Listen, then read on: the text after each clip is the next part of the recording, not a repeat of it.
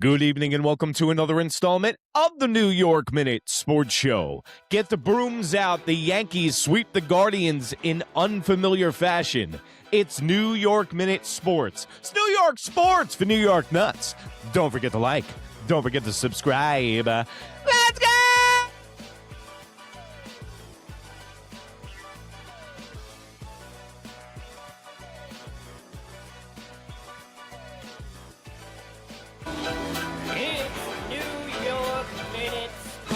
Well, there you have it, folks. Welcome to another installment of the New York Minute Sports Show. Don't forget to like, don't forget to subscribe, and don't forget to hit the beautiful blue link underneath the video. It's the New York Nuts merch store. All the T-shirts on this show are made in the USA, just like yours truly. Check them out. But the New York Yankees got a sweep on their hands, folks. They win in Cleveland 8-4. And you know what? Who are these Yankees? It feels like I'm in the Twilight Zone. They're doing everything the right way in this series. Listen to this laundry list of things that they usually don't do. Beat a winning team. Beat a winning team on the road. The bottom half of the lineup on fire. 8 runs in a game without any home runs. Boone uses a billion arms, and it doesn't come back to bite us in the ass. Bednar and Duval. Back on track. The bullpen firing on all cylinders. And the Yankees have won 4 games in a row with Aaron Judge being out in the month of June with the June Boone swoon. What's happening? This is the team that the New York Yankees can be. Caballero, Volpe even today, and we'll get to him. Caballero, Trent Grisham, Volpe, McMahon, Jazz Chisholm, all the people that have been on the back of a milk carton pretty much all season long because they knew that Aaron Judge was going to bail them out. The proof's in the pudding right now.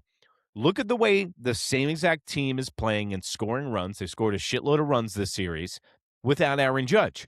Now, when Aaron Judge is around, the rest of the team's like, Aaron will bail us out. We don't have to work at bats. We don't have to manufacture runs. We don't have to get sack flies. And today, the guys were firing around the bases. Even Trent Grisham got a triple.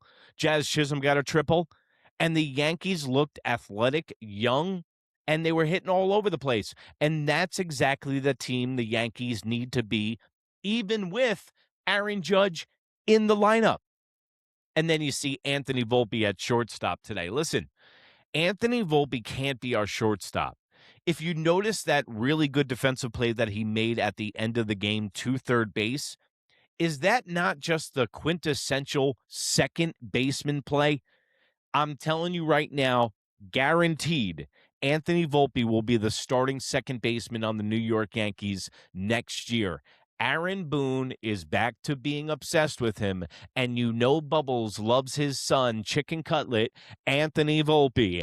Aaron Baboon Bubbles Buffoon. Whoa!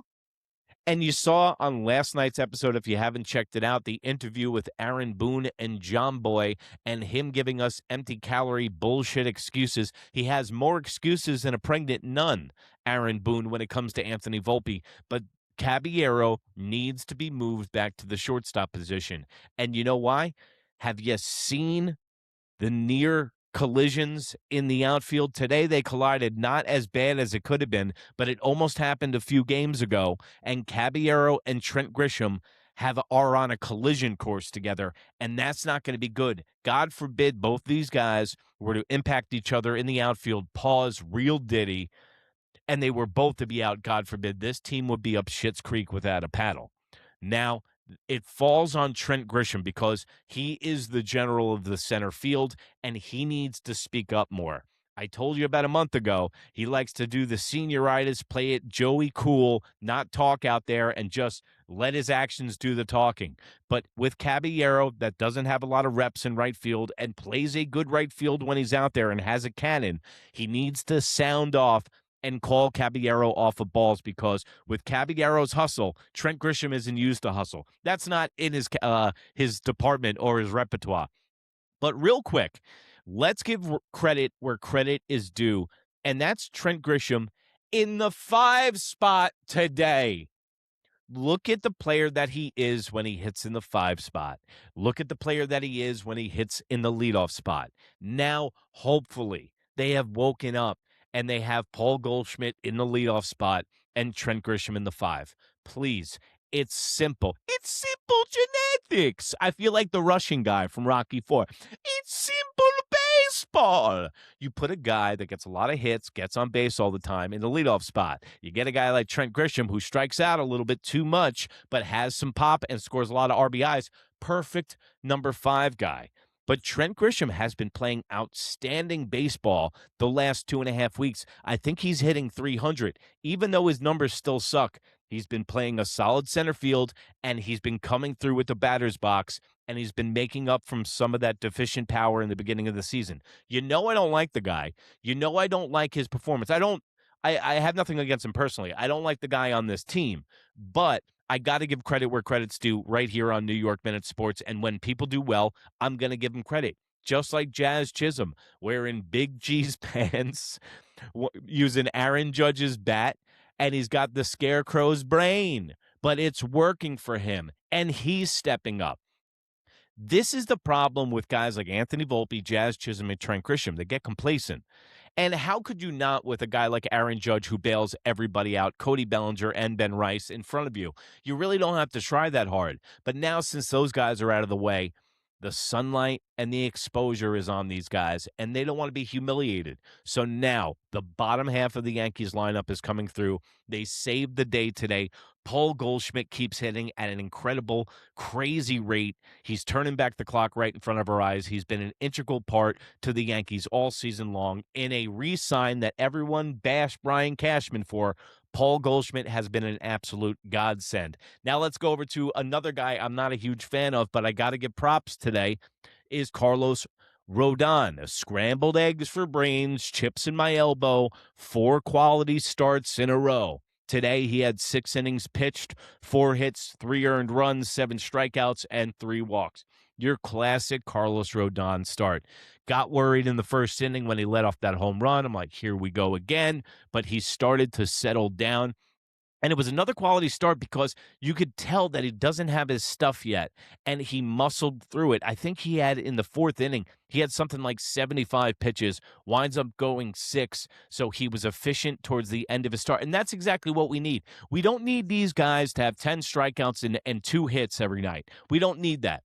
We need length, real ditty from these guys, and that's what Carlos Rodon did for the New York Yankees today after using all those pitchers and a getaway, quick turnaround time, 105 game where the guys are tired, been on the road, they got a day off tomorrow, and now Carlos Rodon has sent the Yankees on their way, winning 3 in a row, going to face the Toronto Blue Jays in the next series. But you know what? Carlos Rodon is pitching better than Gerrit Cole right now. And I said that about Carlos Rodon. He's been getting in-game shape on the major league level. He was not in shape when he came up to the major league level, and now with every start, he gets a little bit stronger. His fastball gets a little bit more of a bite on it, and now his sinker is working. Remember, Carlos Rodon only has 3 pitches, so he can't really fool a lot of guys. He needs to overpower them, and that's what Carlos Rodon did today. I feel like putting a bag over my head when he pitches because it's like watching Weathers. It's that awkward lefty style that's just like it's like watching jazz be played. It's all over the place. Not our jazz, but the actual music jazz. So the New York Yankees, I have 0 to complain about today because the Yankees did everything right.